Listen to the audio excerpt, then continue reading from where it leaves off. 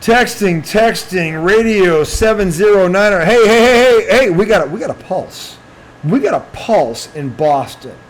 We got a little back-to-back. We got a little East Coast shimmy-dimmy. We got a little, you know what? How's your father? Where's your mother? Who's your sister? How's your brother? Hey, Boston Celtics. Hey, somebody got a pair of nuts and sacked up. Celtics closes the other day. Bruins in a Donnie with not just anybody. The Devils, who were neck and neck, they finally hit a wall, and they came to party. Bruins were up 4-1 in the third. They fought back. Great. The Devils, as they should have, because they're that good, and the Bruins fought them off. We got Donniebrooks in the hazy.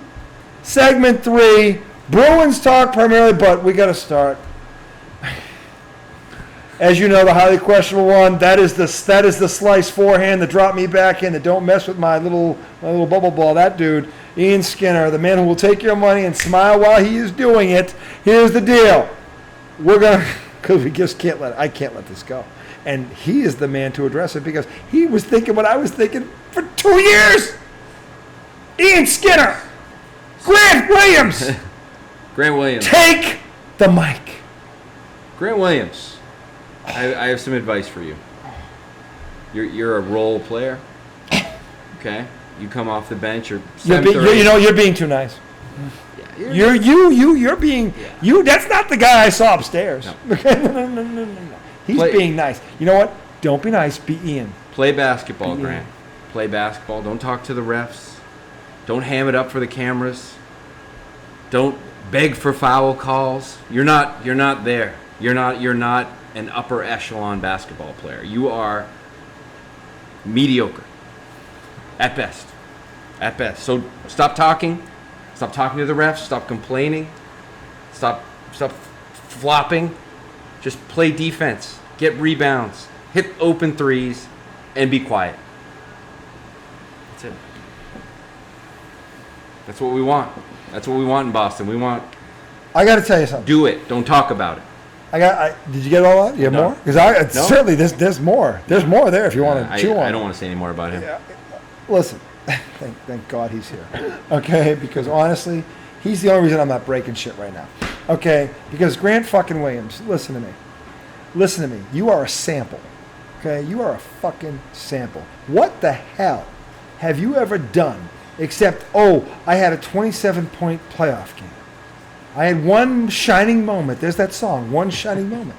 You know, it's like the guys that you never see again, they never amount to anything. You had that moment, the one shining moment. And now suddenly you turn it around. You look at the refs like you're Michael Jordan or you're Magic or Larry or who you name an icon, Bill Russ. Pick a guy. You ain't it. Okay? You ain't it. There's a 1% Grant, and you ain't it. And God bless him for saying something before I broke everything in the house. For 2 years, and he's been seeing every time we talk, and the name comes up. You're not even Draymond Green. You're not even Draymond Green. You're not. Who's the Mr. Single Triple? You can't even. You're not even him. You're not even there. You're not even there. Okay, you are a average. He says mediocre. I'll give you average bench player at best. You have a 2-week stretch every 2-3 months where you look like, oh my God, I got to resign this guy, and then you disappear for weeks, months. Did he play in the finals? I don't even. Was he there? I don't know. I think he was there. I don't remember. I know, but tonight there was a sequence that summed your entire sorry career up. Okay? You saw, we both watched this. I don't even know who. At that point, there isn't enough alcohol in the room. He goes left, doesn't beat the guy. Guy doesn't do anything, cuts him off. So he's behind the backboard now.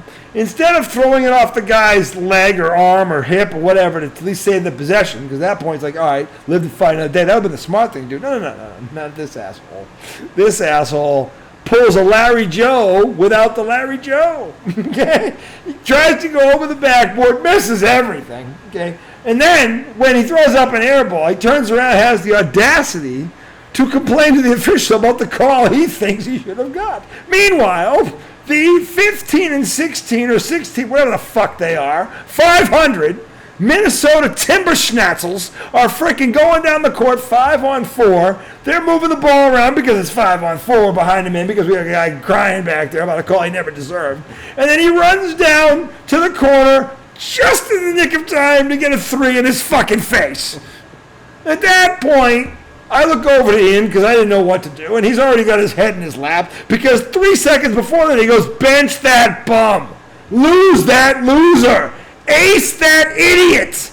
And literally on cue, after he did that, which is when he prompted Ian to go into his freaking spree, okay, he goes down the other end after he stopped crying. He shows up right on time for that ball reversal for the guy in the corner to hit a 3 right in his fucking face.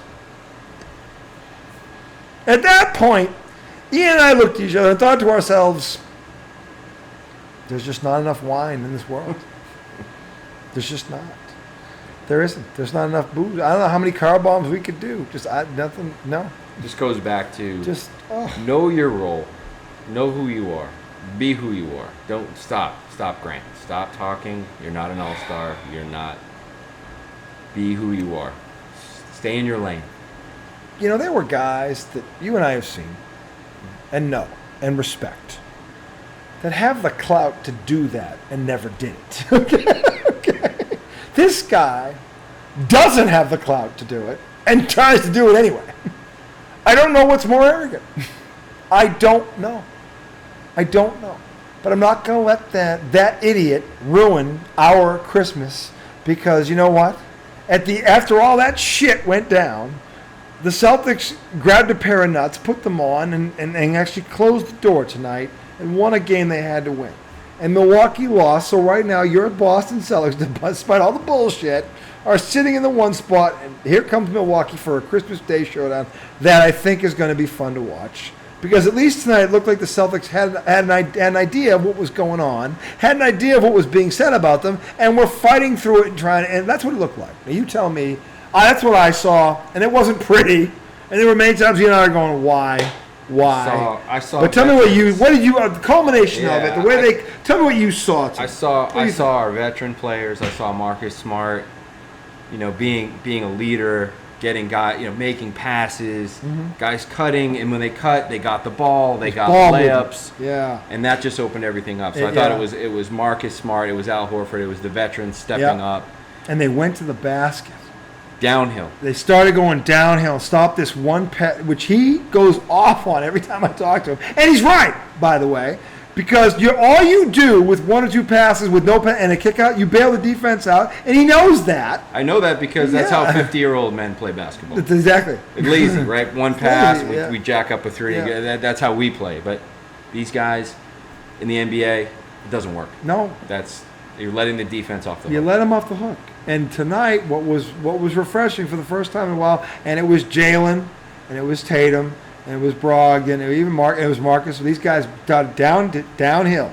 Got in the paint. They went inside, they forced the defense, and they kicked out to shoot. And then the neat thing was they made the extra pass after that and got the guy wide open, which that's the 3 we want. That's a good 3. That's a good shot. Not this one. It. There's 23 seconds left in the shot Contested. clock, and you take a little in one kick, or you shoot it, and this is what drives him and me nuts. I don't care if Larry Bird did that, I'd lose my shit. He wouldn't. He wouldn't. He wouldn't do it. He's like, if I make 2 passes here, and we're gonna break this defense down, and that's how he thought, and that's how all the greats think.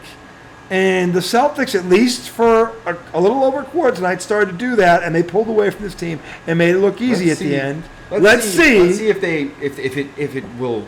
They'll okay, guys, this is how we win. Will they be able to continue to do it, or will they go back? The weird thing about it, man, and you know this is all taped. They can see it. There's a pattern. Whenever you penetrate and dish, good things happen. Whenever you settle, to your point, for the first shot that shows, which is usually without penetration, without a kick inside of the post. Nothing like that. Bad things happen. He's been harping on that forever. He's 100% right. And I say it, and he says, and everybody knows basketball is going, why? I don't give a shit who your shooters are. You don't beat teams that way. You have to break the defense down. You have to make the occasional gimmies. and make them realize that if you give this up, I'll take it all night long, and I'll whip you doing it. Because if you give that up all night long, I don't care who your shoes are. I can put Steph, I can put Bird, I can put Ray Allen, I can put Reggie Miller. You give me a three-point shooter. I'll put 5 of them out there, and they'll lose to that team that's going, I'm going to go to the basket every time. If you can't stop me, I'm going to win. I'm going to win. I'm going to win. Because even those guys, great ain't going to make every shot. They just aren't. Let's see if they bring it on Christmas the same way. I can if they don't play that way against Milwaukee, they're in trouble. If they don't, look, they might lose that game, but if it's a one-possession drag, okay. But if they come out and pull that shit against Golden, like they did with Golden State that night, you'll see a side of me Monday. And Monday we're going to have Jim Hayes. You're on deck. Okay. And he played college basketball at Syracuse. You don't want to know what he's going to say. Okay, on Monday if you pull that shit on Christmas Day. So we're going to end the Celtics segment. We're going to move. We're 10 minutes in, but hey, we're going to give them their time. Hey, the Boston Bruins. Yes, honestly. Applause. You know why you get applause? Because here's the thing about that team. That team does what it's supposed to do. Okay? When that team knows it's playing against an inferior opponent, it wins. And if it loses a tough game like it did, by the way, Vegas is number 1 in the West. They lost to Vegas in Boston. They went out and they beat Vegas 9 days later in Vegas. They understood it. And that was a dogfight in Boston. It was a dogfight in Vegas. And there's a very good chance they're going to see each other in the finals if they stay healthy. But they knew they understood it. They didn't take it for granted. They tipped their cap to him, and then they went out there and they beat him on their ice. They go, you know what? No. We're here. We're going to be here. And then tonight they go into New Jersey. Tough team. They were right there until a week ago when they finally hit a slump. But they were neck and neck with Boston. They won like 16 out of 17. Some stupid number. And finally they came back to earth. And then tonight, Bruins go 4-1. Did that team roll over? Nope. No, they did not. They fought back like they should have because that's who they are. And the Bruins had to fight them off, and they did. On the road, that's a great win against a great team. That's a win. That's a statement. You know, here's the thing, John McConey. I've heard that. John, I love you. He loves you. We'll always love you, John. But here's the problem. Here's what you never understood, John. When I tell you there are different kinds of wins, there are different kinds of wins. And you want to try and tell me there aren't. You're on drugs, okay? Because honestly, there's a difference between a gut-wrenching win on the road against the New Jersey Devils team and then an overtime win against, I don't know, the Montreal. Can I say the Montreal Canadiens? They stink so bad. Pick the worst team in hockey. That win don't mean so much. I mean, if you had to go to overtime and do it, it's like you took the night off and you got away with it because that's who they are. Okay? It's a different thing. The chemistry of this team with the young players and the veterans and the coaching, it just seems like it's all coming together. Like this team, they just believe. I got to ask you a question. Yeah. You and I have been watching this team for a long time. And Jim Billy, I would love to hear your opinion on this because Jim Billy played hockey at BCI and was a hell of a hockey player. And he knows hockey. And I would love to know. You know, you go back, and, you know, we Bobby Orr, I was born kind of at the end of the Bobby Orr era like you were, so we didn't get to see Bobby Orr in his prime. And we missed out on that. We did, but we never got to see Bill Russell either, which sucks. But a Rocky Marciano. We've had the Birds, we've had the Bradys, thank God, the Ortizes, we've had the Ray Bork, we've had guys. Marvin Hagler, another one, my other hero. So we've been blessed. Doug Flutie, been blessed. But we understand or appreciate that Bobby Orr is Bobby Orr, okay?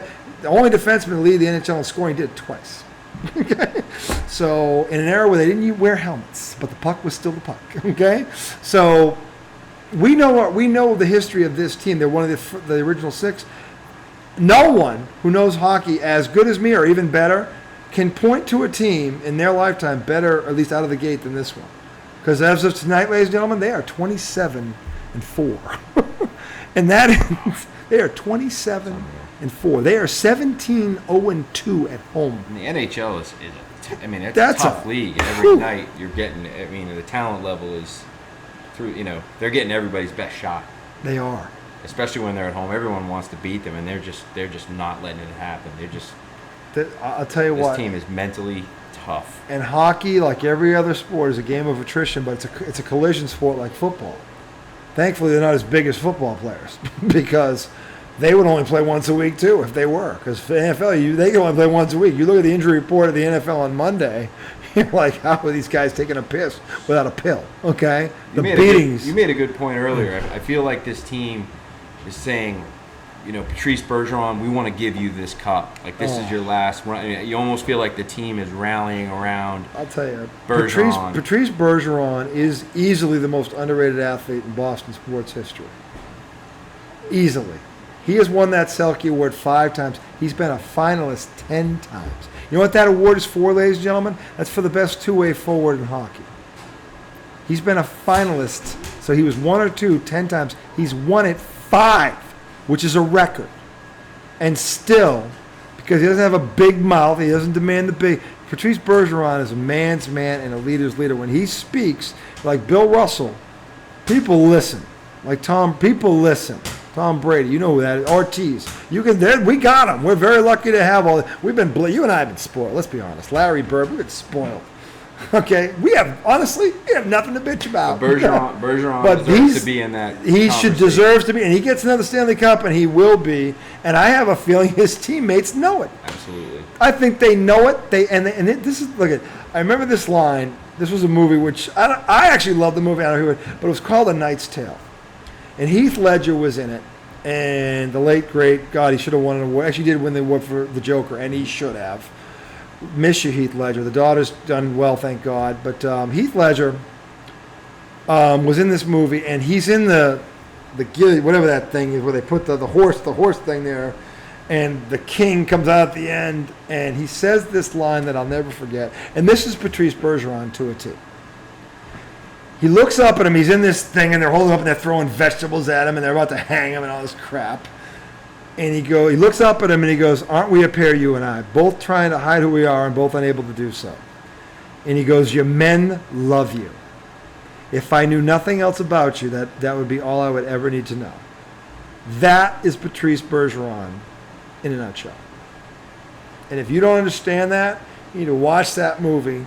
And you understand when men will blindly follow you, because they know that if you're on the ice or you're on the court or you're on the field, and that would be Brady, Bird, this guy, and some guy named David Ortiz, you always believed there was a chance. There are just very, very, very few people in this world. When you're watching this Bruins team, you feel like it's going to be somebody else every night. Yeah. Somebody else is going to pick them up. Yeah. One guy's he's having a bad night. Another guy lifts him up. Yeah. They're that team. They're that team. Someone's going to get you. Yeah. It might not be Pasternak. It'll be Krejci. It'll be. It's just. Yeah. It's a. There's some guy Pavel Saka who got the game. They were down 2-0 last night to Winnipeg, who's a good team. 21 to come in, and they come back 3 goals. And this kid, Pavel Sasha, who I've never heard of, he's probably never heard, gets the game. Like, who the hell is that guy? That guy's got 19 points. And they're under the radar right now. They really are, it's not fair. No. It's not fair. And you know what? And this is the thing, Tom Izzo, I love you. You're my brother from another mother. You are the best co-host I could ever. Me and you are. I can't do any of this without you. And Ian knows the seat he's sitting in tonight. He respects the seat he's sitting in tonight. And even though he's in his own bar, in his own basement of his own $1 million home, because he's that good, ladies and gentlemen, he knows he's sitting in a seat of respect and greatness and loyalty, and he doesn't not only know it, he respects it. Absolutely. So when that man speaks, you should listen to him, because he knows where he's sitting and he knows the standard he has to live up to. Okay, and that's you, one Tom Izzo. And God damn it, we're going to get you to talk about hockey if it kills one of us. It ain't going to be me. Okay? So because you got 2 good teams in New York, and the Islanders, Craig, our friend Craig, who just turned 16, Islanders, New York, pick a team, Tom, and let's talk. Because the hockey playoffs are glorious, as you know. So intense. I don't care who you are. If you're a sports fan and you like competition, no one with his brain between their ears is going to say the NHL playoffs aren't it. It's a Donnie every night, every possession, every face-off. You can't beat it. You can't beat it. I'm already looking forward to the spring. I can't wait for the Bruins playoffs. Here's the question, and this is the question no one can answer. Can the Bruins just stay healthy? And is someone going to get hurt? Yes. It's hockey. It's a collision sport. There's no way it's not going to happen. Right. Let's be honest. But when the injuries happen, can they sustain? Can they maintain? Can they stay on? Could just implode? Because that's been their one drawback in recent years. It's not that they didn't have frontline talent. They had no depth. This team has depth. They're deep. They are deep. You want to know how deep they are? Going into tonight, they had 7 guys with over 20 points, and the 8th guy, Pavel, had 19. That's how deep they are. And for those of you who don't understand what that means, last year's Stanley Cup champions, Colorado Rockies, had 8 guys. 8 that were 50-plus point scorers. The Bruins are on that pace, and they have a better goalie right now. Just saying. Just saying. Don't want to jinx them. Yeah, just saying. I could just tell you this town is a hockey town. It's still a hockey town. Yes, it is. When teams are coming here now, there's a vibe in the TD Garden where it's scary. You can see the other teams are intimidated. The Bruins are just bringing so much. And they're bringing it with balance, depth, defense, and to your point, you said it. Every guy, if one guy's down, another guy's going out of his way to pick him up. And when you see a team like that, that is not a team to be trifled with. I'm just saying. So in any event, we are going to end this segment tonight. I want to wish you all a Merry, Merry Christmas. We are live in Southeastern Mass. That is the forehand to be feared, Ian Skinner, in the backhand, and I'll be trifled with. He is my dear friend, brother. It's been a privilege.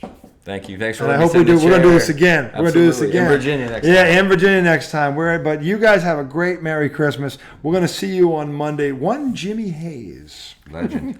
Who is a high school. Legendary Jimmy played at Hayes. Syracuse. Played in the 96 National Championship team. He's going to try and match Mr. Skinner, who had a stellar performance tonight. Dude, I can't thank you enough. And listen, understand something for those of you watching around the country. This is the pulse of Boston sports. He's a diehard. He's a definite diehard. And what you heard tonight was uncensored and real, and that's the real pulse. Because trust me, that didn't just come from him.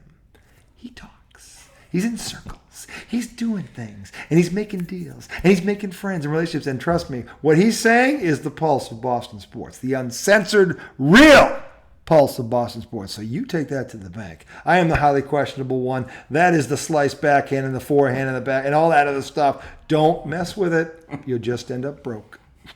Have a Merry Christmas. We'll see you guys on the other side. Merry Christmas. Tight as a drum. That's for you, Tom.